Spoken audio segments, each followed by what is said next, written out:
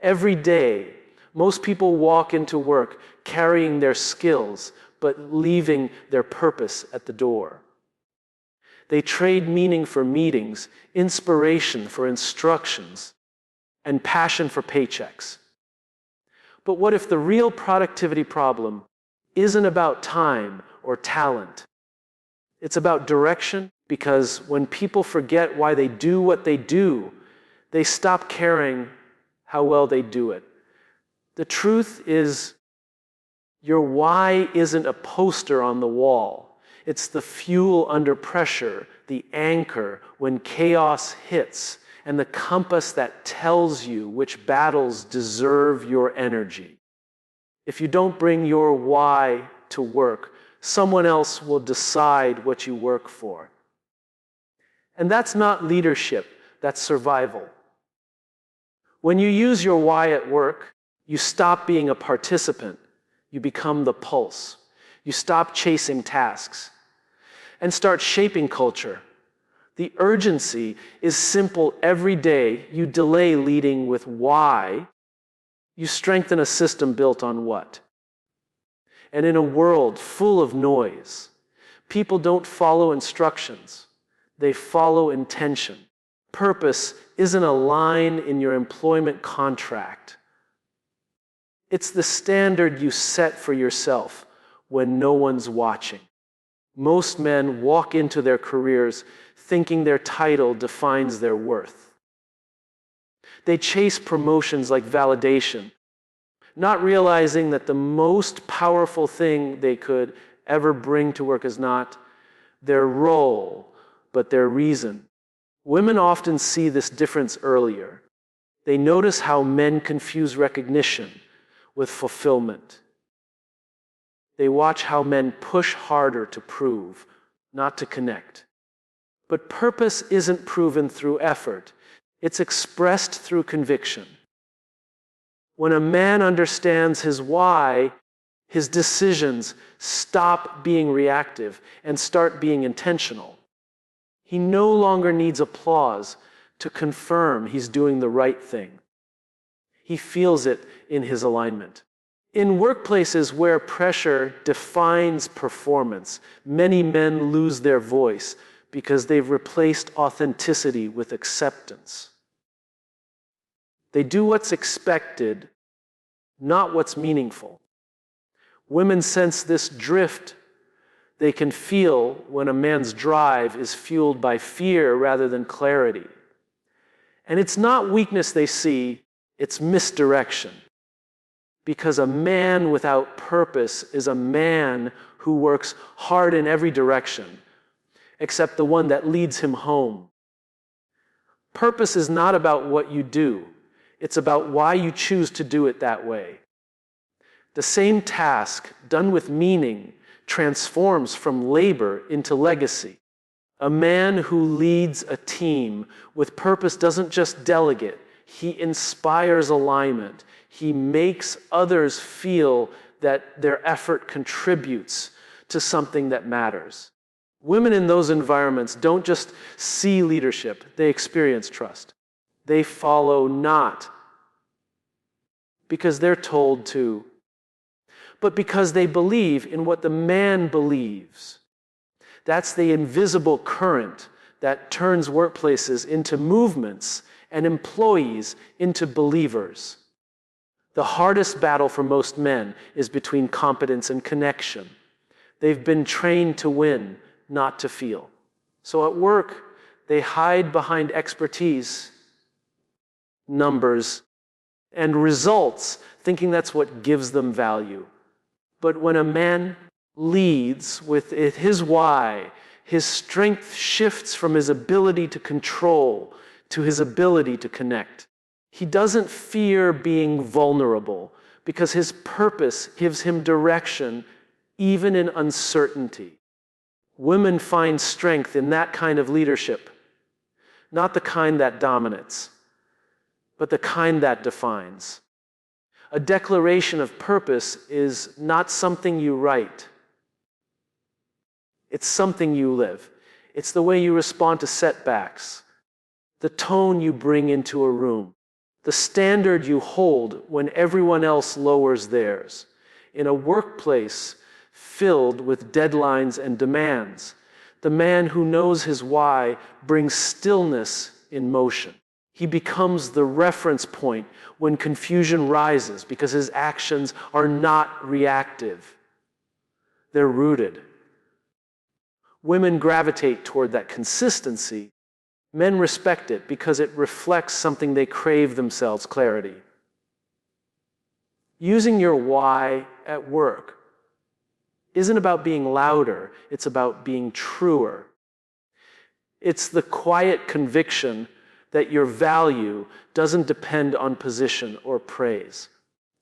It's knowing that your contribution matters, not because of your title, but because it aligns with something deeper than ambition. The moment a man begins to lead from that place, his work stops being a job.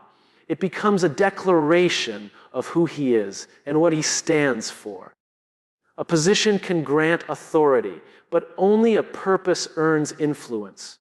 Too many men spend their careers trying to climb higher instead of standing stronger. They chase titles as proof of worth, hoping that the nameplate on the door will silence the noise of doubt inside. Yet the truth is, people don't follow titles, they follow belief. A man's why speaks in the way he carries himself when pressure hits, in the calm behind his choices, and in the conviction that doesn't need to be announced. Women recognize this kind of presence immediately. It's not about rank, it's about resonance. When a man leads with his why, he doesn't need to demand respect. He earns it through consistency. His words carry weight because they're and in meaning, not in authority. In contrast, when a man leads only from position, his power depends on compliance. People listen because they have to, not because they want to. That's the difference between control and connection. Women at work often sense it first. They can feel when a man's influence comes from authenticity rather than hierarchy. They respond not to his tone, but to his truth. Your why communicates what no title ever can. It tells others what drives you when no one's watching.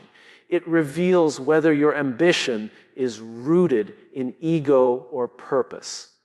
Men often believe that leadership begins once they've reached a certain level, but true leadership begins the moment they act from belief, not permission. Titles can be taken away, conviction cannot. Women observe how a man holds himself in uncertainty. They notice the steadiness that comes from clarity of purpose, even when the outcome isn't certain. That steadiness is what makes people trust, follow, and stay. Every workplace has people who hold positions and those who hold influence. The latter are the ones whose why speaks louder than their title. They're the ones others seek out during chaos, not because they have the answers, but because they represent direction. Men who lead from purpose don't speak to impress. They speak to align. They don't use words to show power. They use them to remind others of meaning. Women find safety in that kind of leadership because it's not performative, it's grounded. It doesn't fluctuate with approval, it stays firm with principle. A man's position tells people where he stands. His why tells people where he stands there. The difference is subtle but profound. Titles exist within systems. Purpose transcends them. The man who speaks from purpose doesn't wait for recognition to do what's right. He acts because his compass doesn't depend on consensus. In doing so, he changes the culture around him, not by force in. Women respect that quiet strength, the kind that doesn't need validation to remain true. Every workplace eventually forgets who held which title, but it never forgets the ones who made people feel that what they did mattered. That memory isn't tied to position. It's tied to purpose. And when a man's why speaks, even the silence that follows carries his message farther than any title ever could. When work loses its meaning, even the most productive days feel hollow. Men are often taught to measure success by output. How much they did, how fast they did it, how perfectly it was executed. But efficiency without direction is like running faster in the wrong direction. The danger is subtle because it looks like progress. It's easy to confuse motion with meaning when the metrics look good. Women, on the other hand, often sense the emptiness beneath the surface sooner. They see how men bury themselves in tasks to avoid confronting the absence of purpose. It's not laziness that kills motivation. It's disconnection.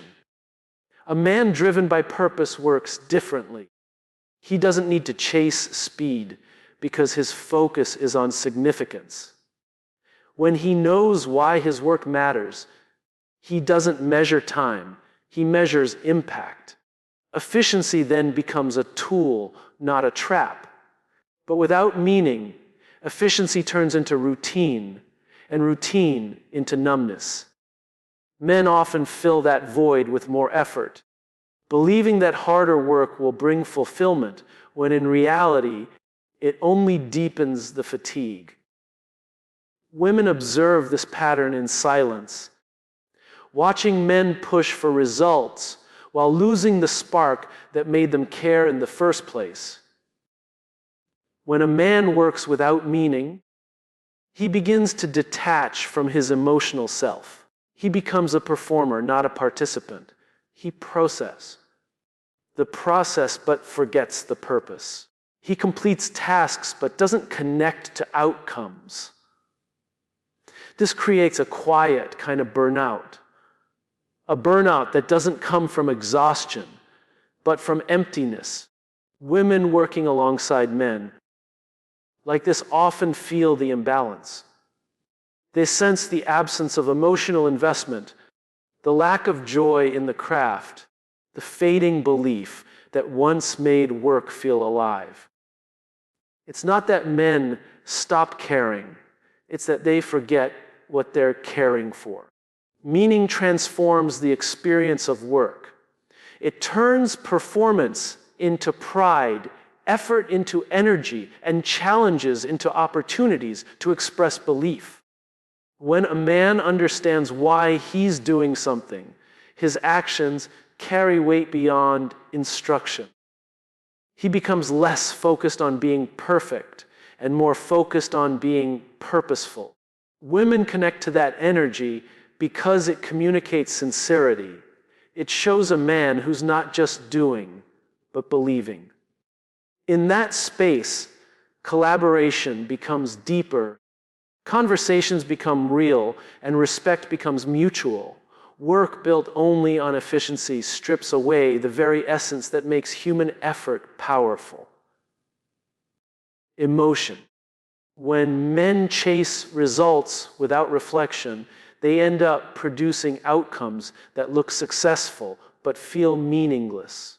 The satisfaction fades the moment the task is done because the work never touched the soul.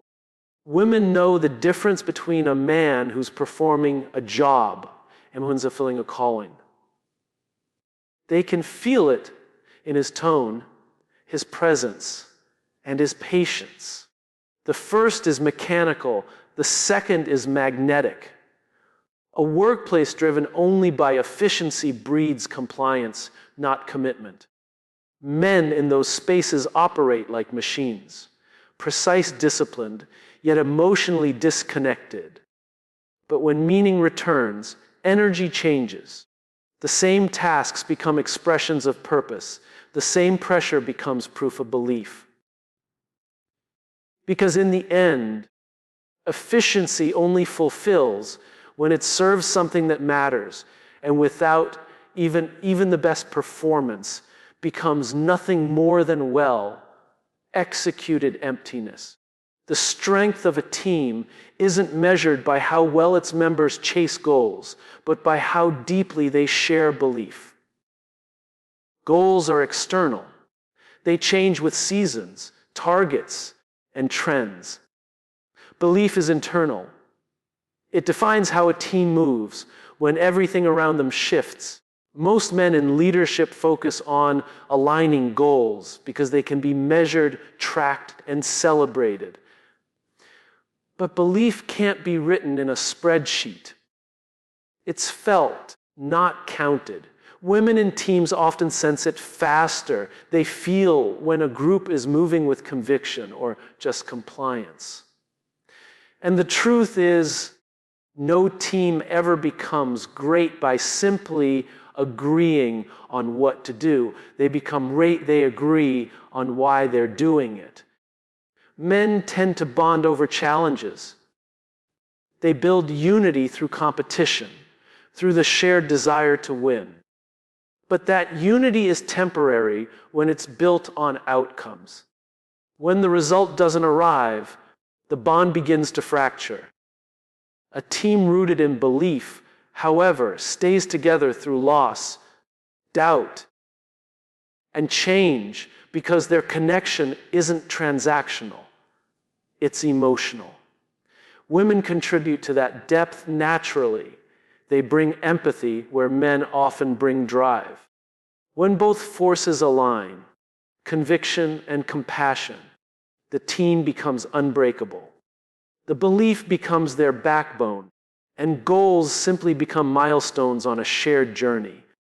In every workplace, you can feel the difference between a team that's aligned by targets and one that's united by belief. The first group operates like a machine, efficient, predictable, replaceable. The second moves like a heartbeat, synchronized, intuitive, and alive.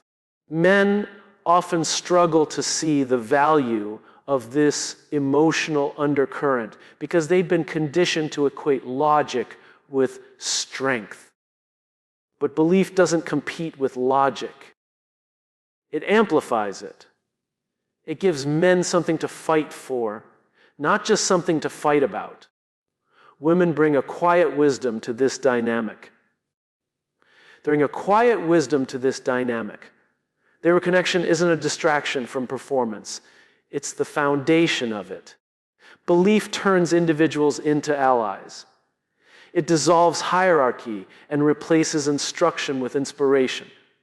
In teams where belief leads, men don't compete for attention. They compete to contribute. They trust that their efforts feed something bigger than themselves. Women, in turn, feel safe to bring vulnerability into that space, knowing it won't be mistaken for weakness. This exchange between masculine drive and feminine depth creates an energy that no organizational chart can replicate. It's not about who leads, it's about what they believe together. When men lead teams without belief, they often rely on control. Meetings, systems, checklists, to keep everyone aligned. It works for a while, but it lacks heartbeat. People may deliver results, but they won't give their hearts. When belief enters, control becomes unnecessary because trust takes its place. The team doesn't wait to be told. They anticipate, they protect, they create. Women notice this shift quickly. They can sense when the atmosphere changes from obligation to ownership. That's when a team stops working for the company and starts working as a community. The strongest teams don't rally around metrics. They rally around meaning. Goals can motivate, but belief sustains. It gives every success a story and every setback a purpose. And in that shared belief, men stop performing roles and start living responsibility. Women stop managing emotion and start channeling it into unity. Together, they create something greater than performance. They create culture. Pressure can make people move, but only purpose makes them stay. Most men in leadership mistake control for inspiration. They believe that intensity creates performance, that urgency equals drive. They raise voices, tighten deadlines, and call it motivation. But pressure doesn't build loyalty, it breeds compliance. People will meet expectations under pressure, but they'll only exceed them under purpose. Women often sense this difference earlier. They can feel when the energy in a team is forced rather than fueled. A man can push people to act, but only belief can make them want to. When a man leads through pressure, he becomes a commander. When he leads through purpose, he becomes a compass. Pressure demands action without emotion. It strips the human out of the work. Purpose invites connection. It gives emotion direction. Men often rely on pressure because it feels immediate. It produces visible results fast, but those results don't last. They drain energy, not build it. Women working under such leadership can sense the fatigue behind the fade, the quiet disengagement that comes when effort feels extracted, not inspired. And no system, no title, no incentive can replace the energy that comes from a person who chooses to care. The psychology of pressure is simple. It triggers survival. The psychology of purpose is deeper. It triggers commitment. When a man feels pressured, he performs out of fear of failure. When he feels purposeful, he performs out of pride in belonging. The outcomes might look the same on paper, but the emotion behind them couldn't be more different. Women respond powerfully to this distinction. They don't just hear words. They feel intention. They can sense when leadership comes from belief instead of insecurity. Men, however, often confuse fear-driven performance for strength because it produces short-term wins. But those wins come at the cost of trust. A man who leads through purpose changes how people see themselves. He doesn't just tell them what to do. He reminds them why they matter. He connects their daily effort to something that feels significant, what makes people go beyond the checklist. Purpose has a gravity that pressure never will. It doesn't pull people down. It draws them in. Women, when led this way, don't just follow, they flourish. They contribute ideas, they take ownership, and they invest emotionally. They no longer feel managed, they feel believed in. And men who lead from that place of belief create environments where motivation becomes natural, not negotiated. Pressure demands performance. Purpose invites passion. The difference lies in how it makes people feel about the work they do.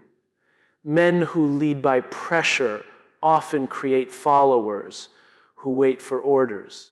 Men who lead by purpose create believers who act on instinct. Women can sense that freedom. It's visible in tone, energy, and collaboration. Pressure divides teams into performers and survivors. Purpose unites them into believers and builders. And that shift changes everything. from productivity to culture, from communication to trust. The irony is that pressure works, but only till people stop caring. Purpose works because it makes them start caring again. Men who understand this lead differently. They stop trying to control outcomes and start inspiring ownership. They stop managing effort and start multiplying energy. Women see this not as softness, but as strength, the kind that doesn't command loyalty but earns it.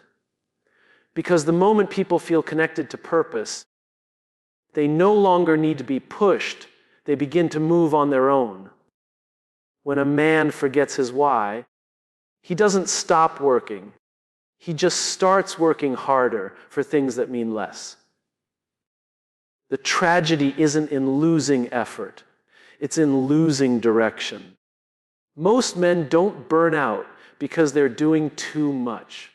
They burn out because they've forgotten why they started.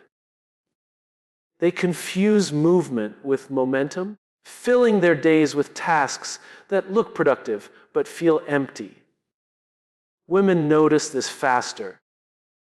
They see the strain in the way men chase achievement while silently losing fulfillment. It's not laziness that drains people. It's the exhaustion of giving everything to something that gives nothing back. Men are naturally wired to provide, to build, to win. But when they lose sight of their why, that instinct turns into obsession. They start chasing results to prove worth rather than to create value. The title, the paycheck, the recognition. They become trophies that don't satisfy. Women often feel the emotional gap before the man does. They sense when ambition becomes avoidance, when effort becomes escape. A man without his why works with intensity, but without peace. He pushes harder. Thinking more effort will fix the emptiness, but effort without purpose only deepens the void. The danger of forgetting your why is that you can still look successful while feeling lost. From the outside, it looks like progress. Early mornings, long hours, visible achievements. But on the inside, it's quiet chaos. The fulfillment that once came from contribution gets replaced by the anxiety of competition. Women watching from a distance often admire the discipline, but mourn the disconnection. They understand that what drives most men isn't the reward itself, but the feeling of being needed. When that feeling fades, men chase metrics instead of meaning, hoping to fill a hole that effort can't reach. Purpose is not a luxury. It's oxygen. It's what allows pressure to feel like passion instead of punishment. When a man remembers his why, he remembers his identity. His decisions make sense again. His energy feels grounded, and his confidence stops depending on outcomes. He stops working for validation and starts working from conviction. Women are drawn to that steadiness, not because it's loud or dominant, but because it's secure. A man who remembers his why doesn't have to prove anything. His presence communicates clarity, and that clarity creates trust. In every workplace, you can spot the difference between those who work with purpose and those who work for results. The first group radiates energy. The second group drains it. Men in the second group often confuse exhaustion with dedication, believing their sacrifice proves their strength. But women see the truth beneath the effort. They recognize when a man is busy to feel in control rather than connected. They see the quiet resignation behind the long hours. Without purpose, every victory feels smaller and every setback feels heavier. Forgetting your why doesn't happen all at once. It fades slowly, hidden behind deadlines, promotions, and expectations. One compromise at a time, just this once, at a time. And by the time you realize it, you've built success in a direction you never meant to go. The world will still applaud, but your soul won't. Women feel that tension deeply. They know when a man's eyes stop lighting up about what he does, even if his words still sound passionate. That's when hard work turns hollow, when it produces results that impress everyone except the one doing the work. A man anchored in his why doesn't need to chase meaning, he brings it. His work stops being about proving and starts being about expressing. He doesn't overwork to fill the emptiness. He works intentionally to create impact. Women respect that balance. They see the quiet confidence of a man who knows where his energy belongs. Because in the end, forgetting your why doesn't make you weaker. It just makes your work weightless. You can still climb, still achieve, still perform. But you'll reach the top only to realize you've been climbing the wrong mountain all along.